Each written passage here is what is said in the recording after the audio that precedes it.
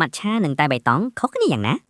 ตัวใบจิปุวีบานมองปิดเดิมประเภทตายมวยโดยขี้ปันใต้ดำนาการผลิตหนึ่งรสชาติคือเขาขี้ได้สละมวยใต้ใบตองตัวเตยหรือกรีนทีคือยกสลักใต้ดัลฮาสงดหมกชงจมวยตักไดรู้จำรอยกสลักใต้เจ๊งมูหนึ่งผักปีมัดชาดำนาการผลิตมัดชาเมียนพิบสมุกสไมล์หนึ่งจัดจ้องยิงไงนะประหารมาเพลย์แต่30 ថ្ងៃមុនពេលប្រមូលផលគេត្រូវគ្របដាល់មិនឲ្យត្រូវពន្លឺព្រះអាទិត្យ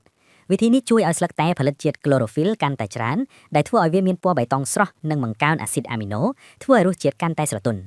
ក្រោយពេល3យកតែត្រួយខ្ចីៗគេយកវាទៅចំហុយដើម្បីបញ្ឈប់ដំណើរការអុកស៊ីតកម្មដែលជួយរក្សាពណ៌និងរសជាតិឲ្យនៅដដែលបន្ទាប់ពីហាលស្ងួតនិងបេះយកតងចេញអស់ហើយគេយកស្លឹកតែទៅកិនឲ្យម៉ត់រហូតក្លាយជាម្សៅម៉ាត់ឆាភាពខុសគ្នានៃសារធាតុចិញ្ចឹមនិងរសជាតិម៉ាត់ឆាមានជាតិកាហ្វេអ៊ីនខ្ពស់ជាងតែបៃតងទូទៅយ៉ាងច្បាស់